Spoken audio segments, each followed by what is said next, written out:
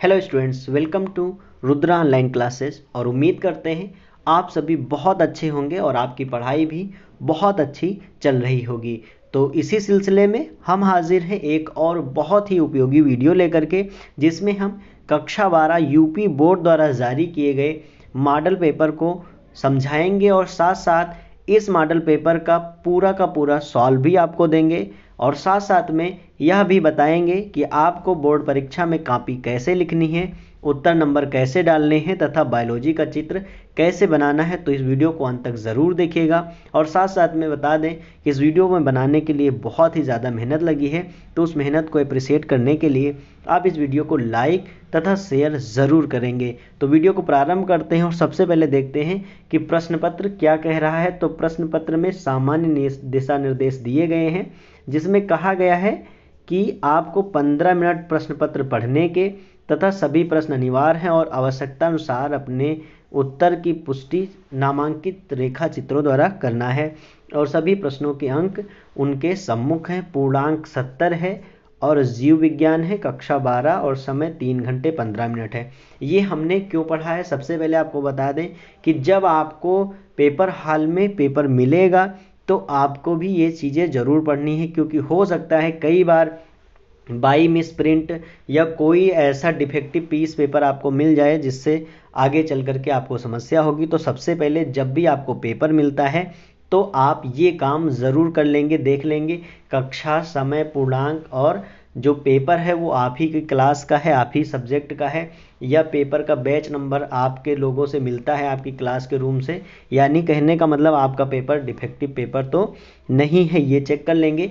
और एक प्रक्रिया आपको एग्ज़ाम हॉल में करना है कि एग्ज़ाम हॉल में आपको कूल डाउन रहना है स्टार्टिंग में, और जब तक आपको पेपर नहीं मिलता है तो जो आपको कॉपी मिली होती है उसमें आपको एक साइड में सीधी लाइन खींच लेना है, जिससे आपको आगे चलकर लिखने में बहुत आराम रहेगा। तो जब तक पेपर नहीं मिलता है तब तक ये काम करेंगे, और जो कॉपी में डिटेल आपको फिल करनी है वो फिल कर लेंगे।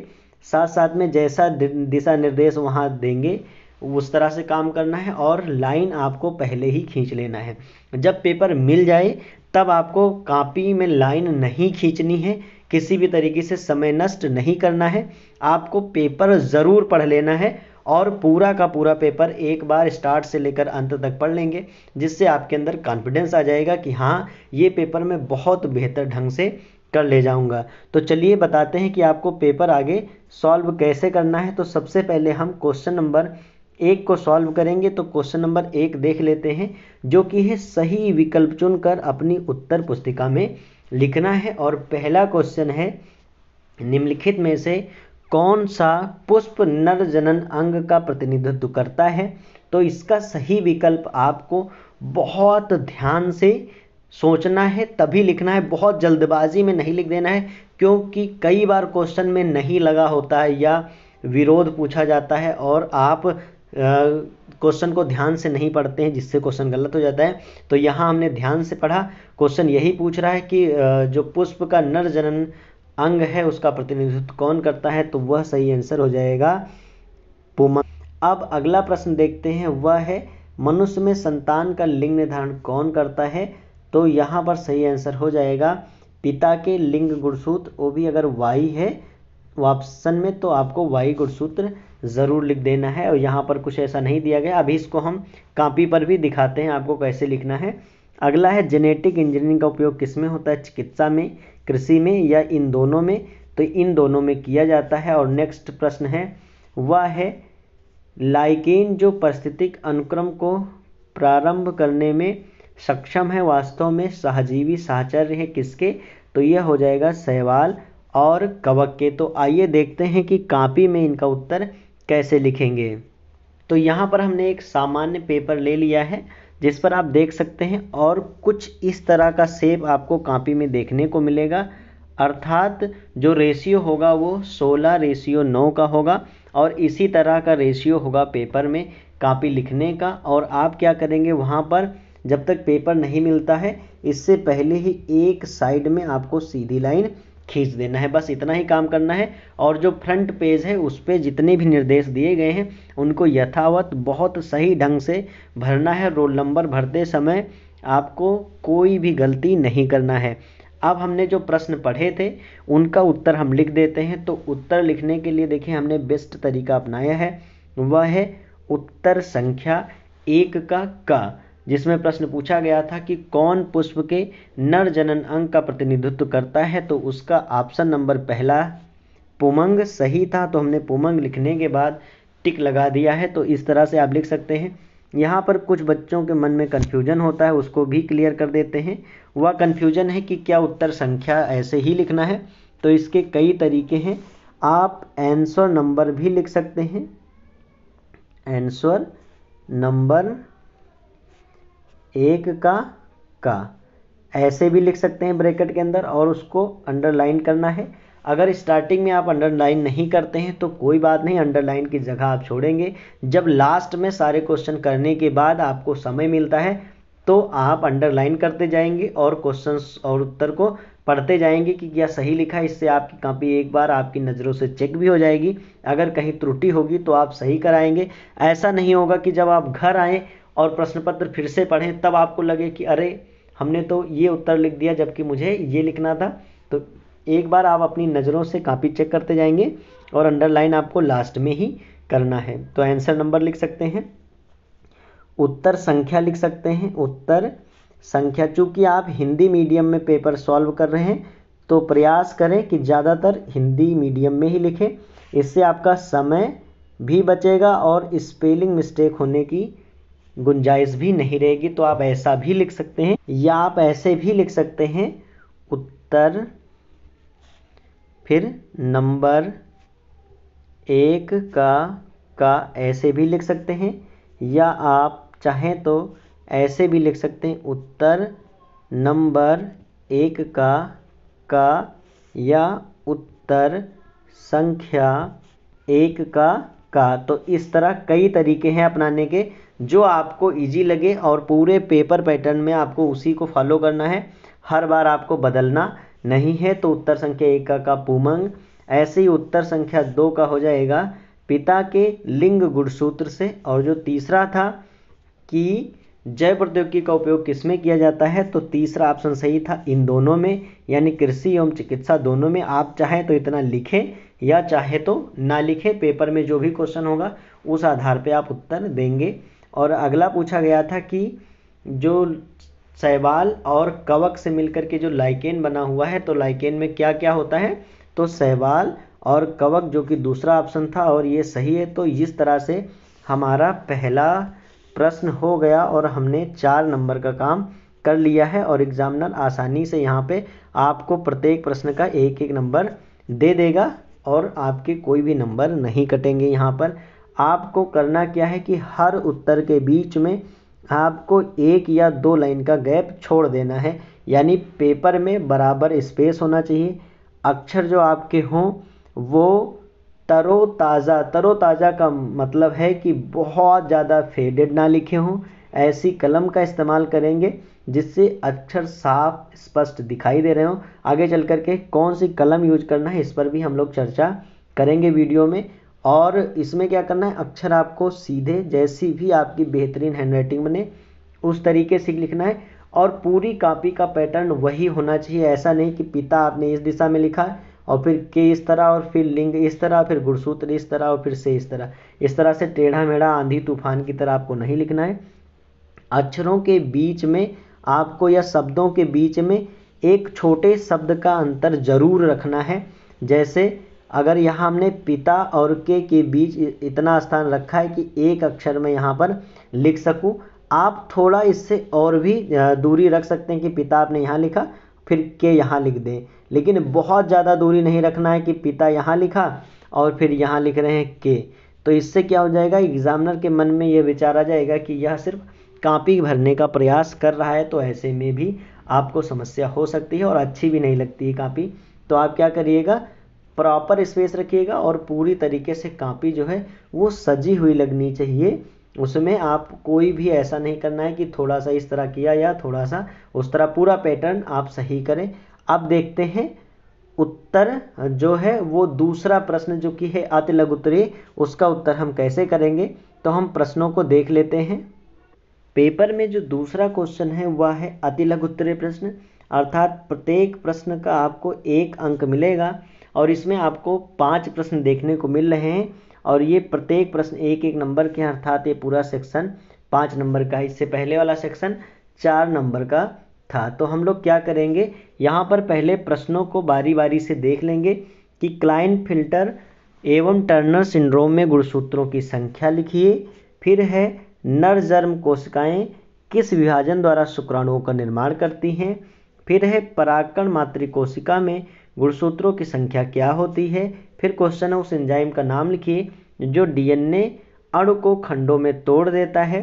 फिर क्वेश्चन है कार्बन डाइऑक्साइड का स्थिरीकरण करने के कारण पौधों को क्या कहा जाता है। तो आइए देखते हैं कि इनका उत्तर हम कॉपी में कैसे लिखेंगे। पहला प्रश्न का उत्तर जो आप लिखने के बाद आप कॉपी का पेज पलट देंगे और दूसरे पेज से ही दूसरे प्रश्न का उत्तर लिखना प्रारंभ करेंगे, क्योंकि इससे जो गैपिंग है वो बराबर बनी रहेगी और प्रश्न संख्या 1 और प्रश्न संख्या 2 में अंतर आसानी से पता चलेगा। और इसके बाद आपको हेडिंग डालनी है बीचों बीच में उत्तर संख्या 2 का।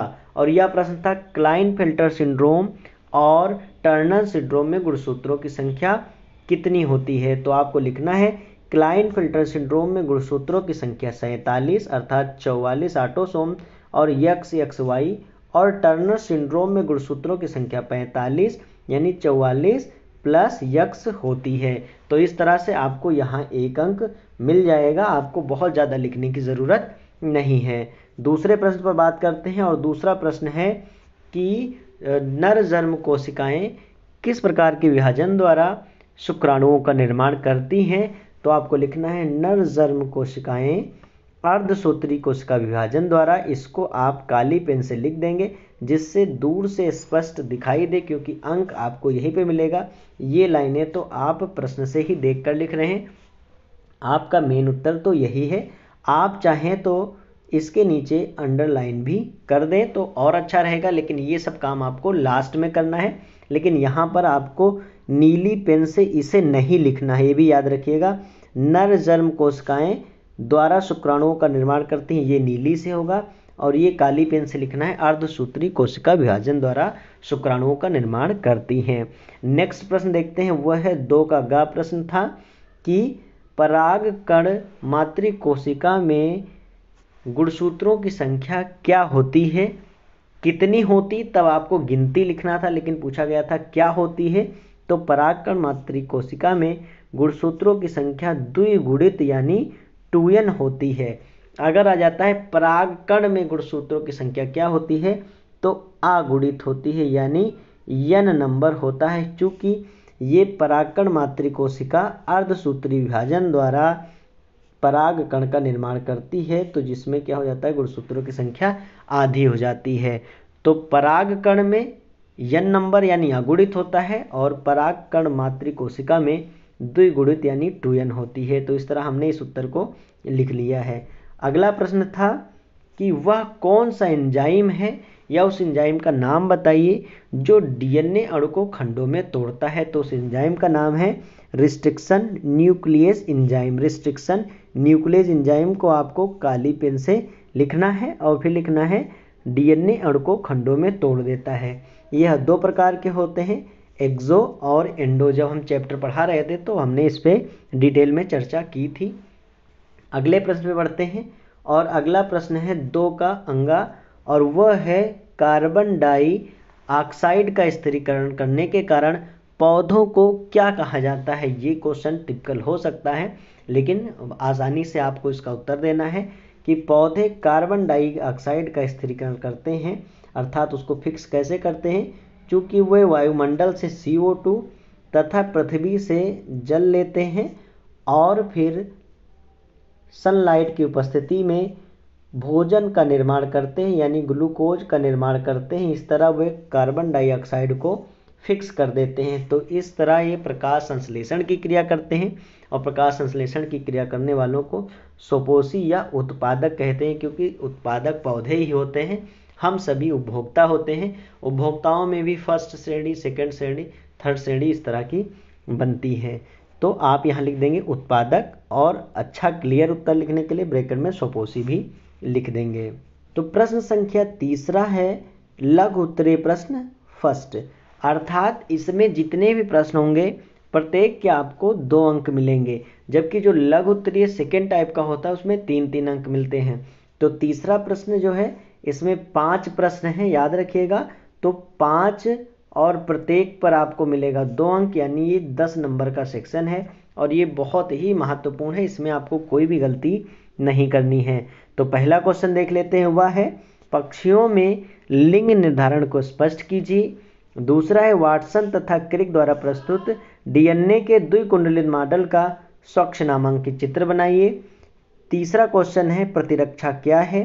चौथा क्वेश्चन है आर्किड पौधा आम के पेड़ की शाखा पर उग रहा है, आर्किड और आम के पेड़ के बीच पारस्परिक क्रिया को आप कैसे स्पष्ट करेंगे। और पांचवा क्वेश्चन है विश्व वन्य जीव कोष क्या है, इसके उद्देश्य लिखिए। तो इस तरह से हम इन 5 प्रश्नों के उत्तर देखेंगे कि आपको कैसे लिखने हैं और 2 अंकों वाले प्रश्नों को कितने शब्दों में या कितना लंबा खींचना है या कितने छोटे में लिखना है, उस पर चर्चा कर लेते। तीसरा का कहा था कि पक्षियों में लिंग निर्धारण को स्पष्ट कीजिए। तो आपको हेडिंग डालना है पक्षियों में लिंग निर्धारण और लिखना प्रारंभ करना है कि पक्षियों में लिंग निर्धारण की क्रियाविधि ZZW, ZZ जो है वो नर है और ZW मादा प्रक्रिया द्वारा होती है।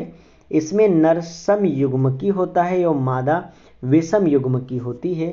पक्षियों में लिंग निर्धारण का आरेख निम्न प्रकार है। आपको यह आरेख बना देना है जिसमें एक तरफ नर लेंगे 2n + ZZ और मादा है 2n + ZW।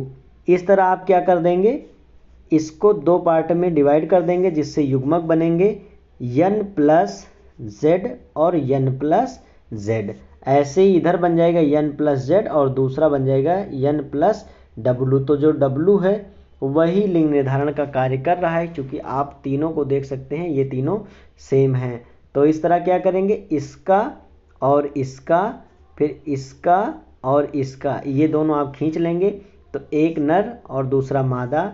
फिर आपको क्या करना है, फिर आपको इस वाले को लेना है और इससे करवा देना है और फिर इस वाले को लेना है और इससे करा देना है, फिर नर और मादा बन जाएगा। तो इस तरह नर और मादा का जो अनुपात है वह 1:1 होता है। तो यह उत्तर आपने लिख दिया कि पक्षियों में लिंग निर्धारण जो है वह मादा के लिंग गुणसूत्र द्वारा होता है। तो मादा के लिंग गुणसूत्र द्वारा होता है, जबकि नर जो है, नर में दोनों जो लिंग गुणसूत्र है वो ZZ है। तो ऐसे में यह समयुग्मकी है, तो यह लिंग निर्धारण में अहम भूमिका नहीं निभाता, जबकि मादा जो है वो अहम भूमिका निभाती है। जबकि आपने देखा था मानव में पुरुष जो है वो मुख्य भूमिका निभाता था, कि पुरुष का जो वायु गुणसूत्र था वो मुख्य भूमिका निभाता है। तो आपको दिमाग में यहीं पे बैठा लेना है कि जो पक्षियों में होता है वो हम लोगों से उल्टा होता है, यानी वहाँ पर मादाएं जो है वो लिंग निर्धारण में मुख्य भूमिका निभाती हैं। अगले प्रश्न पर बात करते हैं और अगला प्रश्न था कि वाटसन तथा क्रिक द्वारा प्रस्तुत किए गए डीएनए के द्विकुंडलित मॉडल का स्वच्छ नामांकित चित्र बनाइए। तो आप उत्तर संख्या 3 का खा डालेंगे और ये हेडिंग डाल देंगे, अंडरलाइन लास्ट में करना है आपको, और फिर इस प्रकार से चित्र आपको बना देना है। अब बच्चों के मन में आता है कि चित्र पेन से बनाएं, स्केच पेन से बनाएं या पेंसिल से बनाएं। तो ऐसे में क्या है कि आप एक बात दिमाग में बैठा लीजिए कि वहाँ पर आपको बार बार काटने का चांसेस नहीं मिलेगा, क्योंकि वो पेज खराब हो जाएगा। तो इसलिए आप क्या करेंगे, जो बायोलॉजी का चित्र है वह पेंसिल से ही बनाएंगे स्टार्ट में, और अगर पेंसिल बहुत क्लियर दिख रही है तो आप उस पर स्केच नहीं चढ़ाएंगे। अदरवाइज पेंसिल से बनाने के बाद आप बिना समय गंवाए उसके ऊपर स्केच चढ़ा देंगे। जैसे कि यहाँ पर जो चित्र बना हुआ है वह पहले पेंसिल से बनाया गया है और फिर उसके ऊपर स्केच लगा दिया गया है, जिससे चित्र और भी अच्छा लगता है। डीएनए की जो संरचना है उसे समझा देते हैं। तो डीएनए की संरचना के लिए आप पेंसिल से पहले एक सीधी रेखा खींच लेंगे और फिर इस सीधी रेखा को देखिए यहाँ तक आपको खींच लेना है, और इसके बाद यहाँ से मोड़ देना है आपको ऐसे, और इस तरह से बना लेना है ऐसे। जब इस तरह से आप बना लेंगे, इसके बाद आपको दूसरी लाइन ऊपर से चढ़ा लेना है। दूसरी लाइन चढ़ाने के बाद यहाँ ध्यान देने वाली बात यह है कि इन दोनों के बीच जो है वो 20 एंगस्ट्रॉम की दूरी होती है। इसको आप 5 प्राइम और इसको 3 प्राइम, अगर इसे 3 लिख रहे हैं तो इसे 5, क्योंकि ये एक दूसरे के पूरक होते हैं, तो ये भी आपको ध्यान रखना है। साथ साथ में सबसे ज़्यादा जो एग्जामिनर देखते हैं वह है नाइट्रोजनी क्षारकों का जो युग्म बनाते हैं, उसमें आप क्या करते हैं, तो याद रखना है एडिनिन जो है वो थायमीन के साथ डबल बॉन्ड से, ऐसे ही थायमीन अगर कभी भी जुड़ेगा तो एडिनिन से डबल बॉन्ड से जुड़ेगा, यानी ए टी से जुड़ता है और टी ए से जुड़ता है। इसमें क्रम में आप बदलाव कर सकते हैं, इधर टी इधर ये या इधर ये इधर टी, जो भी लिखना हो आप कर सकते हैं, लेकिन ये डबल बॉन्ड वाला याद रखना है। ऐसे ग्वानीन जो है वो साइटोसिन से ट्रिपल बंध से जुड़ता है, या अगर साइटोसिन जुड़ रहा है ग्वानीन से तो ट्रिपल बंध से ही जुड़ेगा। तो ये आपको याद रखना है कि ट्रिपल बंध और डबल बंध, ए और टी के बीच डबल और जी और सी के बीच ट्रिपल होगा, इस पे आपको ध्यान रखना है। ये जो है श्रृंखला उसका नाम है सल्फर फास्फोरस बैकबोन, ये है केंद्रीय मुख्य कुंगी अक्ष। ऐसे ही जो एक सर्पिल कुंडली के बीच का दूरी है वो है 34 एंगस्ट्रॉम, इसको लघु अक्ष कहते हैं, और इसके नीचे वाले को दीर्घ खांच कहते हैं। तो इस तरह से आप इसको तैयार कर लेंगे, और यह भी स्पष्ट लिख देंगे कि यहाँ जो संकेत रूप से ए लिखा है वो एडिनिन है, जी ग्वानीन है, सी साइटोसिन है और टी थायमीन है। अगर आपने जल्दी फिगर बना लिया, आपको समय मिल रहा है, तो आप डीएनए के बारे में कुछ बातें लिख सकते हैं। बाकी बहुत ज़्यादा चर्चा करने को इसमें नहीं दिया गया है, तो आप नहीं भी करेंगे तो भी आपको 2 अंक मिलेंगे, क्योंकि अगर ज़्यादा आप इसके बारे में लिखते हैं तो ऐसा नहीं कि आपको 3 अंक मिल जाएंगे, क्योंकि ये प्रश्न 2 ही है। अब बात करते हैं तीसरे प्रश्न की। तो तीसरा प्रश्न था प्रतिरक्षा क्या है, सिर्फ इतना ही क्वेश्चन पूछा गया था। तो ऐसे में आपको डालना है उत्तर संख्या 2 का गा, सेंटर पे डालना है और फिर डालना है प्रतिरक्षा। हमारे शरीर में सभी प्रकार के रोगजनकों और उनके विषैले पदार्थों के दुष्प्रभाव का प्रतिरोध करके समस्थैतिकता यानी कंट्रोल बनाए रखने की क्षमता होती है। इसे शरीर की प्रतिरक्षा या प्रतिरोधक क्षमता कहते हैं, इसे इम्यूनिटी कहते हैं। देखिए, हमने हर जगह इंग्लिश शब्दों का प्रयोग इसलिए नहीं किया है क्योंकि हिंदी और इंग्लिश दोनों लिखने का कोई बहुत बड़ा यूज नहीं है, क्योंकि आप ट्रांसलेशन यहाँ नहीं कर रहे हैं। तो ऐसे में आपका समय बचेगा, क्योंकि वही चीज़ अगर आप हिंदी में लिख रहे हैं वही इंग्लिश में लिख रहे हैं तो ऐसा नहीं कि आपको नंबर ज़्यादा मिल जाएंगे।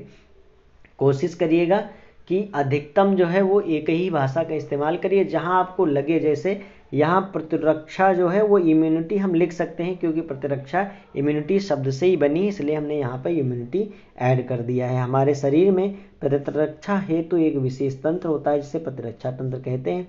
प्रतिरक्षा 2 प्रकार की होती, अविशिष्ट या जन्मजात और विशिष्ट या उपार्जित प्रतिरक्षा। इस तरह हम कह सकते हैं कि प्रतिरक्षा ही हमारे शरीर को रोगों से बचाती है। अगला प्रश्न था कि आर्किड का पौधा आम की शाखा पर उग रहा है। अब आपको बताना है कि इसके अंदर जो प्रतिक्रिया है या इन दोनों के बीच का जो संबंध है उसे आप स्पष्ट करें कि यह किस प्रकार का संबंध है। तो आपको उत्तर लिखना है। आर्किड आधिपादप का एक प्रमुख उदाहरण है। यह स्थान पर जीवी होता है, अर्थात यह स्थान के लिए दूसरे पर निर्भर होता है, यानी डायरेक्ट जमीन पर ये नहीं उग पाता है। जो दूसरे पादपों पर उगता है परंतु अपना भोजन स्वयं बनाता है और दूसरे पादप को किसी भी प्रकार की हानि नहीं पहुंचाता है। आर्किड अपनी आर्द्रताग्राही लटकने वाली जड़ों की मदद से वायुमंडल से नमी का अवशोषण करते हैं और प्रकाश संश्लेषण द्वारा भोजन बनाते हैं। अर्थात ये शाखा पर जब जमे होते हैं, चूँकि इस पर हम बहुत अच्छी वीडियो आपको पहले से प्रोवाइड कर चुके हैं। जो भी बच्चे नए हैं उन्हें बता दें कि आपको बायोलॉजी की समस्त जो पूरा सिलेबस है उसकी प्लेलिस्ट हमारे चैनल पर मिल जाएगी, और सेपरेट वीडियो द्वारा भी हमने इन सभी टॉपिक को बहुत अच्छे से क्लियर किया है। तो इन वीडियोज़ को अगर आप देखते हैं तो ये निश्चिंत रहिए कि आपकी बायोलॉजी की तैयारी बहुत ही अच्छी होगी, क्योंकि इस वाले एग्जाम्पल को तो हमने बाई फिगर प्रैक्टिकली रूप से भी दिखाया था। तो आप जा कर के चैनल पर वीडियो ज़रूर देखें, जिससे आपकी तैयारी हो जाएगी। और मॉडल पेपर आते रहेंगे, तो इसलिए इस चैनल को अपने मित्रों के साथ भी अधिकतम शेयर कर सकते हैं। और क्या करें, आप उपयोग जितना भी कर सकें हमारी वीडियोज़ का और पीडीएफ्स का वो आप कर सकते हैं, सभी चीज़ निःशुल्क है, इसमें कोई रोक टोक नहीं है। आप जितना ज़्यादा यूज कर पाएँ, जितना ज़्यादा आप पढ़ पाएँ, मेरे लिए खुशी की बात उतनी ही ज़्यादा होगी। तो आप क्या करें, ये भी तैयार कर लेंगे। तो ऐसे आम के पौधे पर जो लटकता है तो उसकी लटकने वाली जो जड़ें हैं वो वायु से नमी ले लेती हैं, यानी H2O ले लेती हैं, और जो उसकी पत्तियां होती हैं वो CO2 ले लेती हैं, और इसके बाद प्रकाश संश्लेषण से वो अपना भोजन बना लेता है। लेकिन जिस शाखा पे वो उगा होता है उस शाखा को कोई नुकसान नहीं पहुंचाता है। तो यहाँ पर आप लिख देंगे, इस प्रकार के संबंध को सतत संपर्क में रहने के साथ सहभोजिता कहते हैं। यानी ये संपर्क सहभोजिता है, इसमें हमेशा संपर्क में रहते हैं। एक होता है कि कुछ ही समय के लिए साथ रहे, एक है हमेशा के लिए साथ रहे, तो यह है सतत संपर्क के साथ सहभोजिता। ये आप पॉइंट लिखेंगे तो इसका आपको 1 नंबर ज़रूर मिलेगा, सतत संपर्क के साथ सहभोजिता। अतः हम लिख सकते हैं कि आर्किड के बीच आम और आर्किड के बीच धनात्मक पारस्परिक क्रिया है। आप चाहें इसे काली पेन से भी लिख सकते हैं, जिसमें आम को कोई लाभ या हानि नहीं होता, परंतु आर्किड को वृद्धि करने के लिए स्थान मिल जाता है। तो इस तरह से आप इस उत्तर को बहुत क्लियरली लिख ले जाएंगे, जिससे आपको पूरे के पूरे नंबर मिल जाएंगे। अगला प्रश्न सेक्शन 3 का लास्ट प्रश्न था, और वह था वन्य जीव कोष क्या है और इसके क्या उद्देश्य है। तो आप हेडिंग डालेंगे वन्य जीव कोष, इसे WWF भी कहते हैं। तो अगर आता है तो इसका फुल फॉर्म लिख देंगे।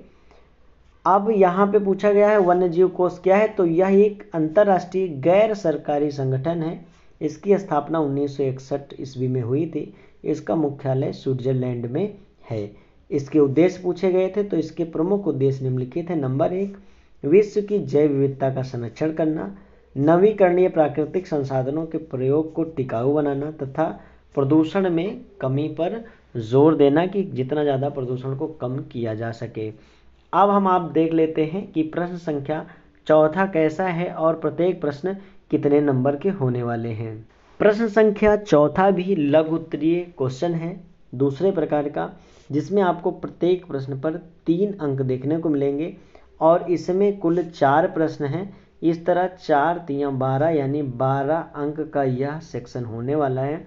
तो यह भी बहुत ज़्यादा इम्पॉर्टेंट है, क्योंकि ऊपर हमने 4 फिर 5 और फिर 10 और अब हम 12 नंबर के सवाल करने वाले हैं। तो चलिए इन पर बात कर लेते हैं। तो इनका पहला क्वेश्चन दिया गया है कि लघु बीजाणुधानी और गुरु बीजाणुधानी में 3 अंतर आपको लिखने, प्रत्येक अंतर का आपको 1 अंक मिलेगा। ऐसे ही दूसरा प्रश्न है, हमारे समाज में लड़कियां पैदा होने पर दोष केवल महिलाओं को दिया जाता है, बताएं कि यह क्यों सही नहीं है। अगला है, एक संकर क्रॉस का प्रयोग करते हुए मेंडल के प्रभाविता नियम की व्याख्या कीजिए। नेक्स्ट क्वेश्चन है कि डीएनए कुंडलिनी की कौन सी विशेषता ने वाटसन व क्रिक को डीएनए प्रतिकृति के सेमी कंजर्वेटिव रूप को कल्पित करने में सहयोग किया था, इसकी व्याख्या कीजिए। तो काफ़ी अच्छे क्वेश्चन है, चलिए देखते हैं इनका उत्तर कैसे लिखना है। चूंकि प्रश्न संख्या 3 समाप्त हो चुका है, तो अब आप पेज चेंज कर देंगे और नए पृष्ठ पर आपको सबसे ऊपर एक डालना है उत्तर संख्या 4 का जो है लघु बीजाणुधानी और गुरु बीजाणुधानी के बीच में अंतर। तो एक तरफ आपको लघु बीजाणुधानी, दूसरी तरफ गुरु बीजाणुधानी लिख लेना है और बाकायदा अंतर लिखना है कि लघु बीजाणुधानी पुंकेसर के परागकोश में विकसित होती है, और दूसरा है गुरु बीजाणुधानी अंडक के अंडाशय के जरायु में विकसित होती हैं। तो इस तरह से आप लिख देंगे। अगला है दूसरा, चूंकि 3 अंतर पूछे गए हैं, तो दूसरा है यह चारों ओर से बाह्य त्वचा, अंतःस्तर, मध्य स्तर और टेपिटम से घिरी होती, कौन, लघु बीजाणुधानी, और गुरु बीजाणुधानी चारों ओर से बाह्य तथा अंतः अध्यावरण से घिरी होती है। नेक्स्ट है तीसरा कि अनेक लघु बीजाणुधानियों से असंख्य परागकण बनते हैं जो कि नर युग्मक होते हैं, और यह अर्धसूत्री विभाजन द्वारा होता है।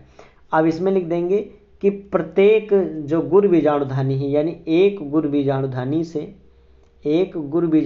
से अर्धसूत्री विभाजन द्वारा 4 अगुणित गुरु बीजाणु बनते हैं। यानी एक गुरु बीजाणुधानी से 4 अगुणित गुरु बीजाणु बनते हैं, जिनमें से 3 नष्ट हो जाते हैं और एक गुरु बीजाणु यानी मादा युग्मक क्रियाशील रहता है। तो इस तरह से 3 अंक का काम हमने कर लिया है।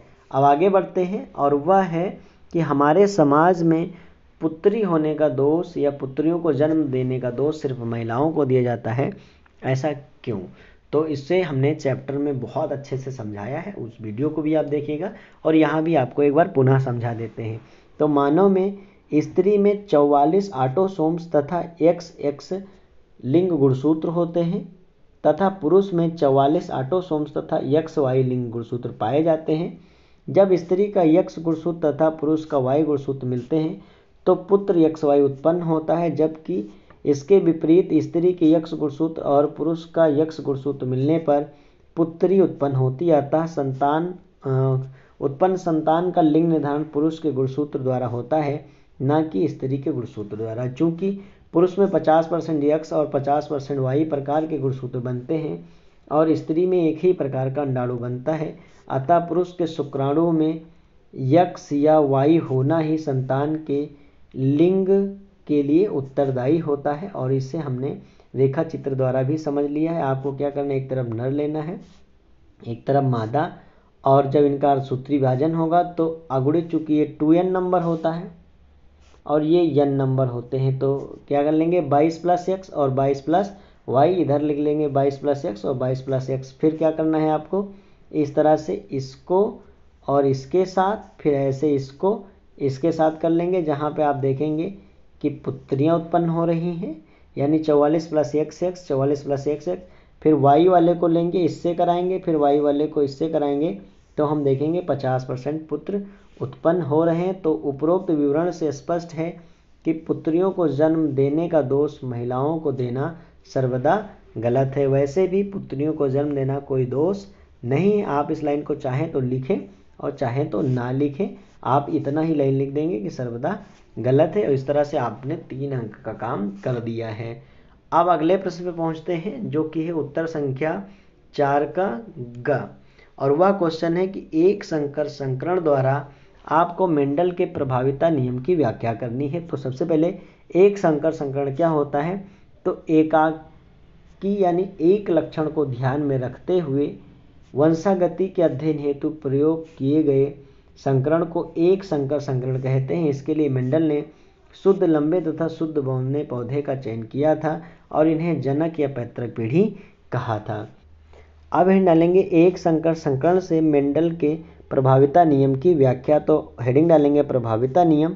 इस नियम के अनुसार जब परस्पर विपरीत लक्षण वाले पौधों के बीच संकरण कराया जाता है तो F1 पीढ़ी के संतानों में जो लक्षण प्रदर्शित होते हैं उसे प्रभावी लक्षण, तथा जो लक्षण इस पीढ़ी में संतानों में प्रदर्शित नहीं होते उसे प्रभावी लक्षण कहते हैं, तथा इस नियम को प्रभाविता का नियम कहते हैं। इस नियम को मेंडल के इस नियम को एक संकर प्रयोग द्वारा समझा जा सकता है। और व्याख्या आप लिखेंगे कि मेंडल ने मटर के पौधे की लंबाई लक्षण को ध्यान में रखते हुए एक संकर संकरण का प्रयोग किया और पाया कि जब शुद्ध लंबे पौधे यानी T और शुद्ध बौने पौधे t के बीच संकरण कराया जाता है तो F1 पीढ़ी में सदैव लंबे यानी प्रभावी लक्षण वाले पौधे प्राप्त होते हैं। इस तरह से आपको एक रेखा चित्र बना देना है, जिसमें T लेना है, ऐसे t लेना है।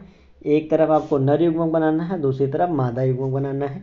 ये दोनों जब युग्मक बन जाएंगे तो जैसे इससे पहले वाले में हमने क्रॉस कराया था तो इसका इसके साथ और फिर इसका जो है आपको इसके साथ करा देना है। तो इस तरह हमने देखा कि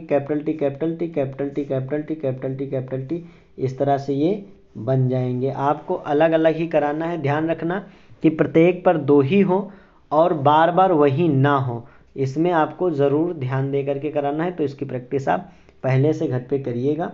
तो उपरोक्त रेखा चित्र से यह दर्शाया गया, रेखा चित्र में दर्शाए गए F1 पीढ़ी के परिणाम द्वारा मेंडल के प्रभाविता नियम की व्याख्या हो गई है।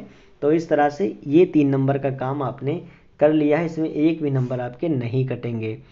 अब अगले प्रश्न में बात कर लेते हैं, जो कि चौथे सेक्शन का लास्ट प्रश्न था, और वह था कि वाटसन और क्रिक ने जो द्विकुंडली मॉडल की क्या विशेषता देखी थी।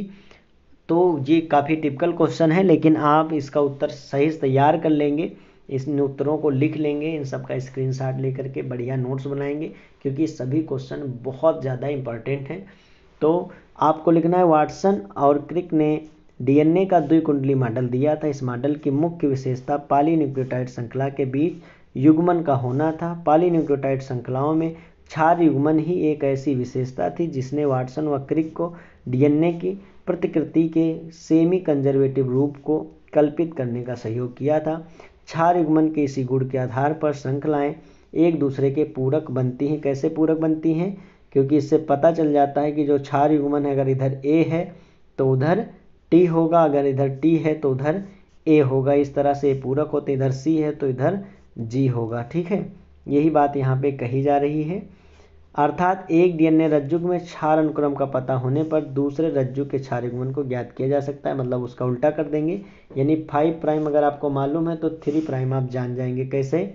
अगर इधर का क्रम ए फिर टी फिर सी है तो आपको इधर लिखना है टी, ए और जी। इस तरह से क्वेश्चन भी पूछे जाते हैं, तो इसे तैयार कर लीजिएगा। फिर है डीएनए प्रतिकृतिकरण के सेमी कंजर्वेटिव पद्धति में डीएनए के दोनों रज्जु पृथक होकर के नए रज्जु का संश्लेषण हेतु सांचे का निर्माण करते हैं। डीएनए प्रतिकृति में एक जनक रज्जु होता है और एक नया बनता है। यानी जब नया डीएनए बनता है तो उसमें एक तो जनक का होता है और दूसरा नया बना होता है। तो इस तरह हमने चौथे सेक्शन को कंप्लीट कर लिया है और वीडियो काफ़ी लंबी हो गई है, इसलिए इसके आगे का पोर्शन हम इसके अगले पार्ट में करते हैं, यानी पार्ट नंबर 2 में। इस वीडियो को आप अधिक से अधिक शेयर ज़रूर करिएगा। साथ में आपने इतने प्रश्नों में से आपका कितने प्रश्न तैयार थे वो भी आप हमें लिखेंगे। और जो ये प्रश्न था सेमी कंजर्वेटिव पद्धति का, क्या आपको ये तैयार था? अगर नहीं तैयार था तो इसका स्क्रीनशॉट ले लीजिए और इसे तैयार कर लीजिए। अब आपको एक क्वेश्चन का उत्तर देना है, हुआ है डीएनए की खोज किन्होंने की थी? उन वैज्ञानिक का नाम हमें कमेंट बॉक्स में बताएंगे। और जल्दी ही हम दूसरे भाग में इसके आगे का पोर्शन सॉल्व करा देंगे और वहाँ पर भी आपको अच्छे से समझाया जाएगा। तो मिलते हैं नेक्स्ट वीडियो में, तब तक के लिए आप पढ़ते रहें और पढ़ते रहें। Thank you.